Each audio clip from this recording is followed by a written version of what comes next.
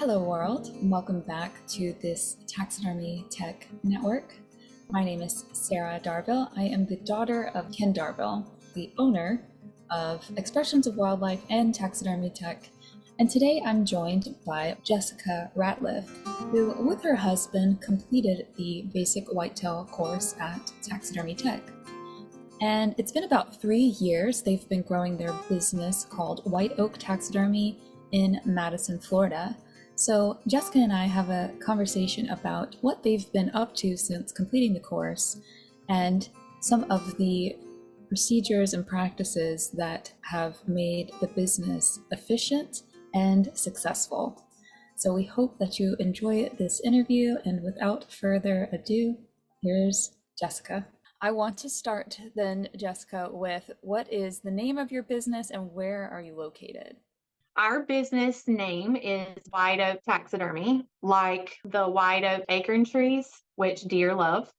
And we purchased some property over here where our shop is now about 4 years ago. So we have 40 acres here. And we decided that we needed to build our shop first so we could keep working. And we have grown so much. So our shop is already here and people are already getting to come to what is eventually going to be our homestead. But we will eventually name our property White Oak Farms, and it'll kind of tie in with our business. So we chose White Oak Taxidermy. Your dad was a good person to reference for that. He said, name it something that's not in the family. That way, in case you decide to sell it and you can, send it on its way easily. So we did. We chose White Oak Taxidermy. I love it. I love the name. I love our logo. We actually chose it while we were at school. So it was really neat. But yes, White Oak Taxidermy, and we are in Madison, Florida. So now I wonder, how did you get your unofficial start in taxidermy? Like, what led you to making this decision to get into taxidermy? Well, um, like probably 5 or 6 years ago, Jimbo was doing European work, and he had, like, both of us always grown up hunting and fishing, and so he started accumulating friends and family, just doing bone work for them. And it kind of started growing word of mouth. And anybody that does, I think, anything in taxidermy, word of mouth is like the mainstream media for it. And it grew and it just kept growing, it was growing so rapidly. I was having to help do a lot with him because he was still working full time, and we would have stuff up in the kitchen and I would be like, we have to get this out of the house. We cannot be doing this inside. So we bought like a little portable building, and we moved everything out there, had some freezers in there. We were literally in like a 12 by 12 portable building with 3 freezers. And so anybody that knows what that's like, that's a lot, and it's in tight quarters. We did that for a little while, until we got to move to our new shop, which is a 20 by 30 here. And we have 6 freezers in here. And this is our showroom that's behind me. But when we moved in here, it was like, oh my, what are we going to do with all this space? It's so wonderful. Um, but I would help him a little bit here and there, like with Europeans and stuff. And I'd skin out a lot of different animals, just hunting and fishing in general on my own, growing up. And so I was always familiar with animals and skinning and doing stuff like that. So it kind of came second nature. And so I would help him a lot. And then I said, we need to, I feel like you need to try actually going to learn to mount a whitetail and like actually do a shoulder mount. But he had like old school DVDs and stuff like that, and we're very hands on. And so of course, I'm very tech savvy. I was like looking online and I was seeing all these schools up north and all these places, and stumbled across Taxidermy Tech. And I'm like, there's a place in Pensacola. and it's like it's really, it like seems like it would fit us, and it did, like a glove. It was perfect for us. We weren't in some big group setting. It was just us and your dad when we went to school. And I know he's got extra people in there with him now. So I don't know, if it's still him just one on one. Y'all are blessed, but we were blessed. We had his direction for a full week, and we mounted 3 deer while we were there. And so it was a lot of work, a lot of labor that we neither one of us were even aware of for what it would take to do a shoulder mount. And I think we kind of beat some of the odds by doing 3 in 1 week, because most people don't do that many. And so it was a lot. And we got back home, and Jimbo was like, this is just I don't think really don't think that this is for me. He's like, I don't have the patience for all of this. And we took in deer while we were at school with your dad. People were like, we want to be your first mount. We're like, we haven't even mounted anything yet. They're like, we just want to be your first mount. Like, and it was, close friends and family friends. So like we had deer that we had to do something with, and your dad's like pet peeve was go home and mount, go home and mount, like don't skip a beat. I'm like ordering supplies while I'm at school, like I'm over there at night in the hotel, like, will we need this is on the list, let's get this. And I'm ordering stuff, trying to get it in preparation for me to have to do something when I got back home. And then I just jumped in. And like he was like, he's like, I don't like we're trying to remember our notes and trying to remember what we did. And it just fell. I jumped in and did those 8. And then like deer kept kind of coming in. And of course he's kept up with his Europeans and stuff like that. The second year I did about 24 or 25. The third year I did, last year I ended up with, I think, 87. And so, yes, it's been a lot. It's been a lot. But yeah, so I've always been artistic. Like, I love to paint. And I love music. I write songs. It was really interesting because I didn't know that your dad wrote music till after I got back home and got on the page and stuff and started to get to know him more as a person. But I've just always been artistic, very crafty. So it's just suits me. Like there's just something amazing to me to be able to take something apart and put it back together. And that's pretty much what I feel like I'm doing every day. And I get the chance to make it look like it's supposed to look, maybe, or try to. Yeah, you do amazing work too. Thank And you. it's evidenced behind you, but also going to your page and seeing the mounts. And even the first ones that y'all did were, Oh man, they are so bad. Oh, wow. It's so oh funny when man. people say stuff like that. It's like, no, it's incredible. But you can see things about it that you're like, oh, if only.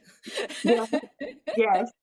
Yes. So many things. I look back at, even like just the other day, I was looking at something and I was like, oh man, like how did I even let that go? Like it was just, to me, it looked pretty decent for, where I was, and people knew I was learning and growing, and we've been so blessed, so blessed. Like people say, hey, you got to start somewhere. Mhm. And we've had the best, like, I mean, we've got an extremely phenomenal customer base. So we're very, very blessed and humbled by that. Yeah, that's amazing. That's a lot of work, by the way. People might not understand 87 deer in a year is, Yes. that is a lot to work with. But So, it's all we're doing. Like because I'm not doing any other animals yet. So okay. I try to take that into consideration, because most, like, I even polled our alumni to see, like, I'm like, about how many shoulder mounts are you guys doing? And when I like got like 35 is a good number for me, I was like, Jimbo, oh my goodness, what have we done? Like, what did we do? But I've pulled it off. I've done very well. We got about 3 weeks behind from the storm that we had that did a lot of damage to our county. But outside of that, like I'll be within a year turnaround of receiving everything that I did. And I feel extremely proud of that because I did all my tanning in house. I've done all my work here. So I'm very, very proud of myself when I get them all done. Yeah, that's something to be really proud of. That was actually kind of one of my questions too, is that had you and Jimbo kind of decided he would do the tanning and the skulls now, and then you would do the mounts, but it sounds like you're also doing the tanning for, you're just going through the whole process with the mount. Yes, I do. I do all my tanning. I have like kind of a schedule that I run through for the week. I actually have my first. I've got kind of a part-time person trying to start out learning, and so she's actually been working and helping me do my turning and tanning. So she works with me 2 days a week, and she's been a huge blessing as my sister-in-law. So that's another blessing too.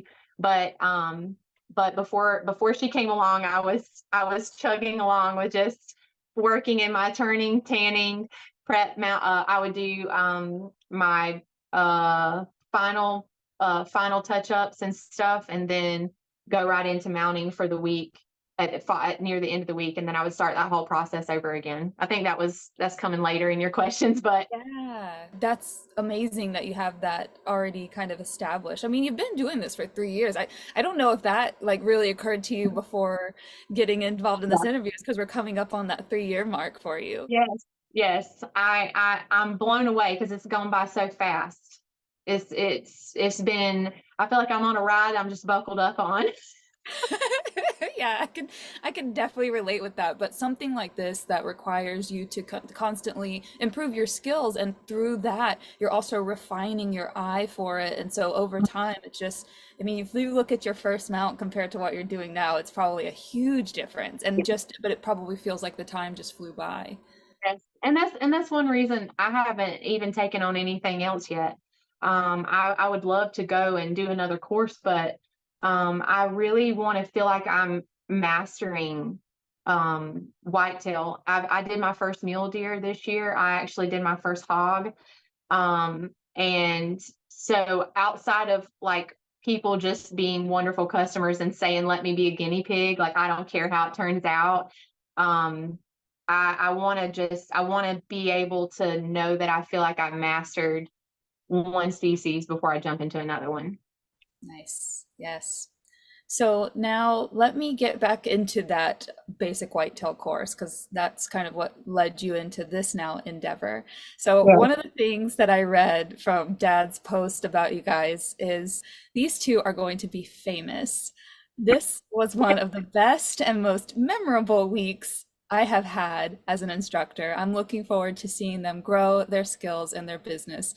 So I told you, now I'm dying to know what the week was like and why it was so memorable for my dad, and maybe for y'all too. Well, well, whenever I say taxidermy tech fit us like a glove, I think Mr. Ken like fit us like a glove. He was so warm. Like he just had this love for what he did and a love to instruct. And my mom's an instructor, so I know like what that's like from her heart. And he just did it so well. He made us feel at such ease. Like anytime that we seemed like we were feeling nervous, he just had this ability to say, "Hey, it's no big deal." But he also um, made us feel so much stronger as a couple because he discussed how I would do something a certain way, and then Jimbo had this other way, and how we would be create such a dynamic team when it came to finalizing things. And it's really interesting. And I don't think I've even shared this with him, but even though Jimbo isn't as involved with like a lot of my labor and the other things that I do, like he is very much so my eyes. Because by the time I get to the end of my day, I've got like two on the table and I've worked through them. I'm exhausted.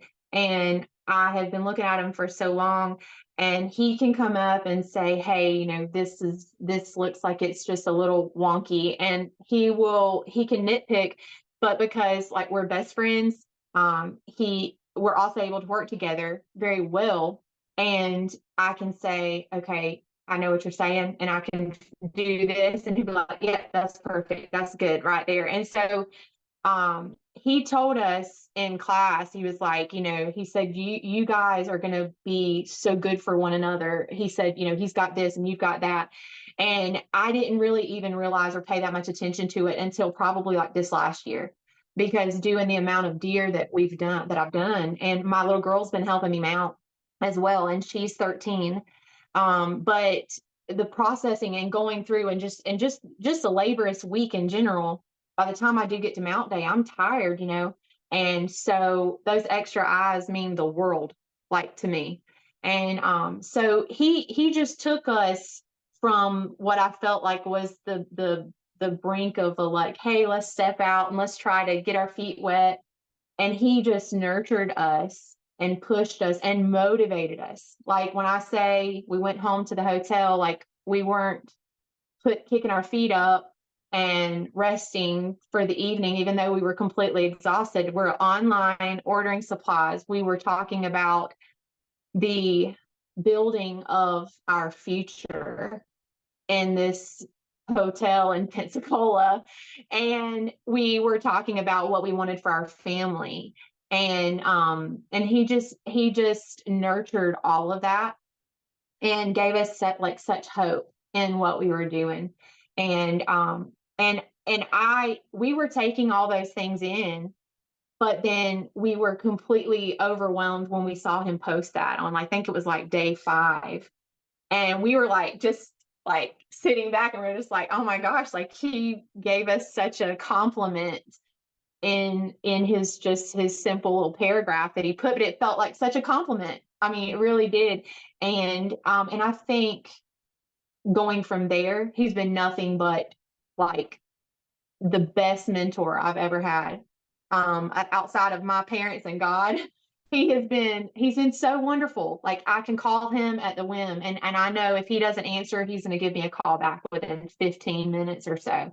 I can shoot him a text, send him a picture or something. He's always there. And so it was one of the most memorable weeks, I think, of our life, but it was the start week of something enormous for us. And so I don't know what all was his takeaway from that week, but if I had to describe it in a nutshell, it was a week of hope, and it was a week of just motivation and encouragement, and there it just took off from there, and we've been going ever since and growing ever since. That's really amazing, and it differs a lot from some of the kind of, well, when people go into this by themselves, when you go into this kind of work and you didn't know, first of all, you guys were already a little bit experienced in the bureaus, and so you kind of have some kind of experience, some of the work that goes into it. But like you said, like you find out that there's a lot more that goes into it. And so it's nice that you had the support of one another, and then also the mentor saying that it's going to be really helpful for you to lean on one Yeah. another and encourage Yes. you to do that. Yeah, it was like he just it was like he saw our capabilities to help one another and be a team more so than we really did, because we mounted a deer together. The first deer that we put together together. Mhm. But the two other ones, I mounted one for my dad and he mounted one for his dad. Our parents, both sets of parents, actually helped pay for our course and then sent us with a deer of his dad's and a deer of my dad's that they wanted refurbished mounts done on. And so there was a lot of sentimental memories that were also made there. We got to put those together, bring them back for our families. But so much support also.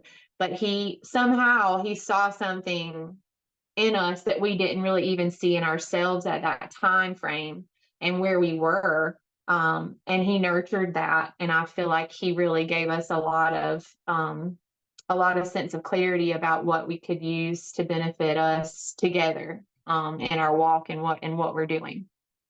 Very nice. So you've talked a bit already about what you've been doing since you've taken the course, but if there's anything else within the past 3 years about, once you got back from the course, you went straight into it because you already had work in the freezer. And beyond that, you've already taken in a lot of work. So I guess we could just kind of anything else that you'd like to add to what you've experienced in the past 3 years as your business has grown so much. I have done a lot of research. That was another thing Mr. Ken said, like research and trust the process of things. And that was one of the key things that he's always said was trust the process. And I use that in the shop all the time, especially with my daughter. But you talked about interviewing women. It's funny, like when I first started, I was just like, there's got to be an easier way. Like and it was nothing against like how we're taught or anything like that. But when I left, I was just like, this is really difficult for me to do. Like maybe it was the amount of time I spent on the fleshing wheel. It was exhausting. Like I did pretty much all of our fleshing on our deer while we were there at the course. And then I got one not long after we got back. And the amount of time I was spending on the wheel was exhausting. And I'm like, there's got to be a better way. And I started doing a lot of research and got some equipment built here at the shop for me that really I feel like helped me as a female. And I say that I'm a very independent female. So I like to be able to do a lot of stuff. But at the end of the day, we are women.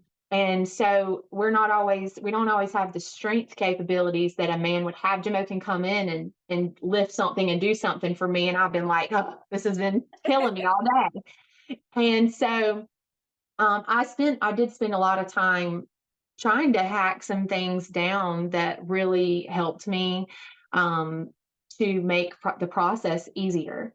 And so we actually pressure flush here now, which is not something that I knew anything about until I started doing a lot of research. And I did a lot of research to get to where I'm at.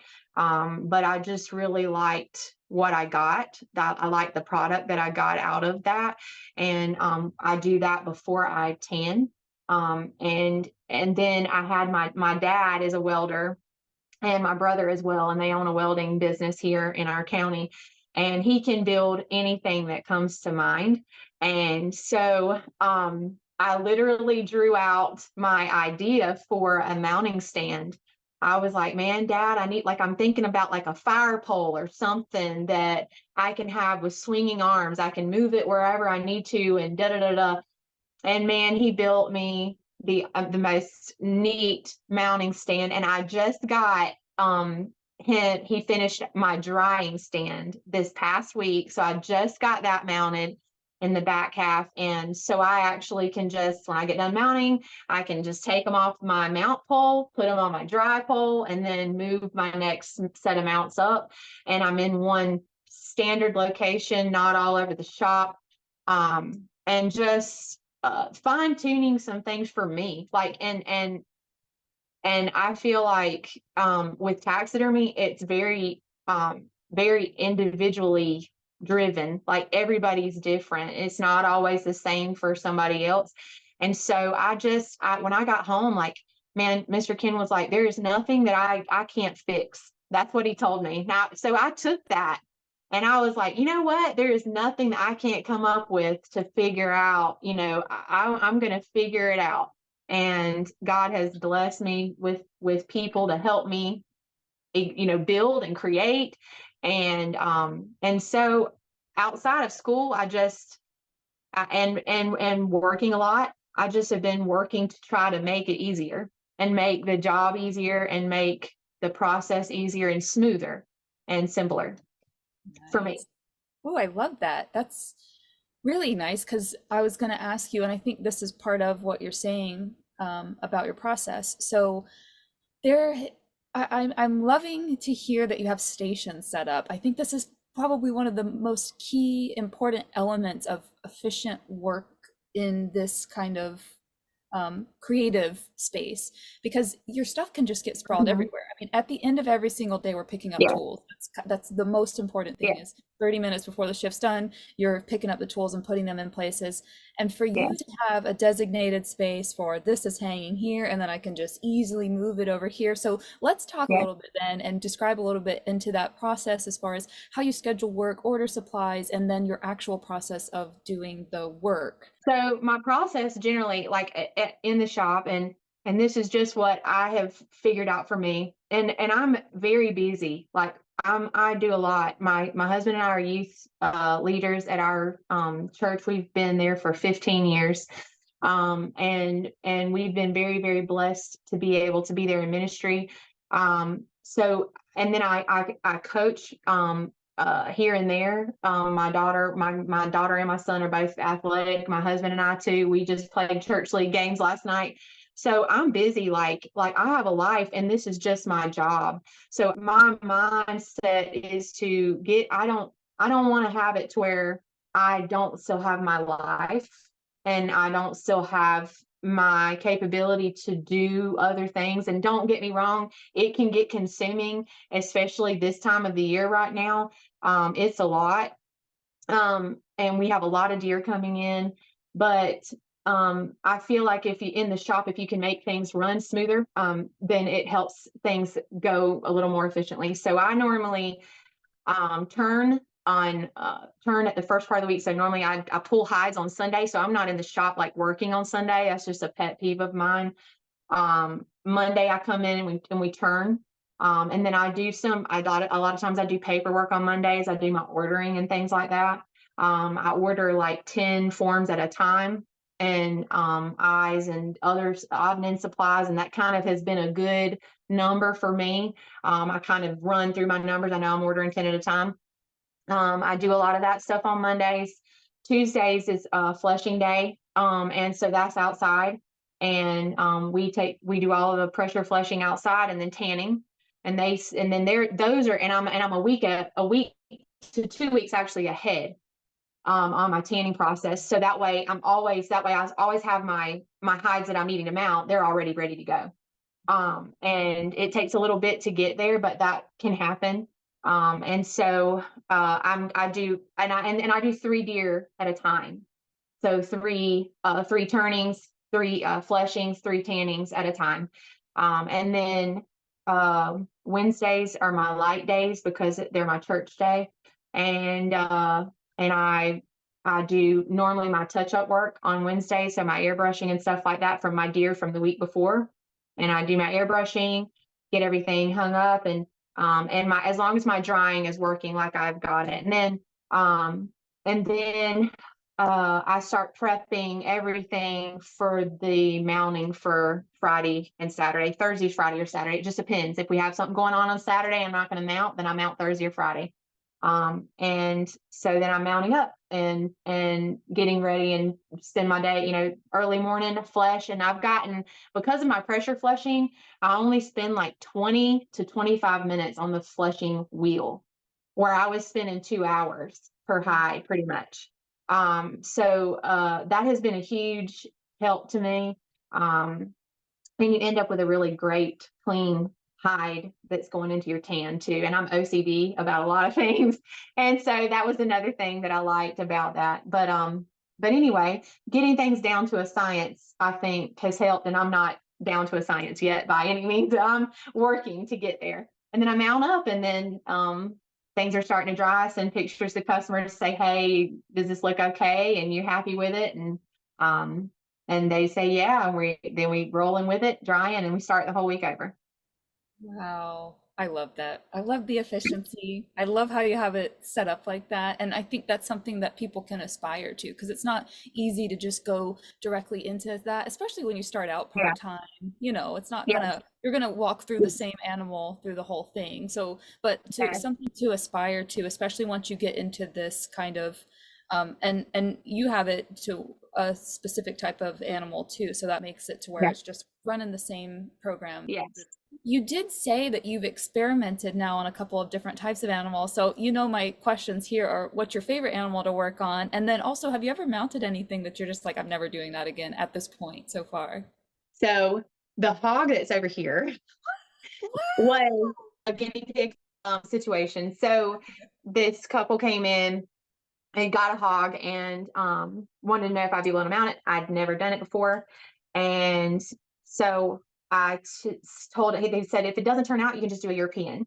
And so I was like, okay, that'll work out because we can offer you that. That's no big deal. And long story short, and your dad will know this was something we could not fix. They had shot the deer in the head the hog in the head at some point.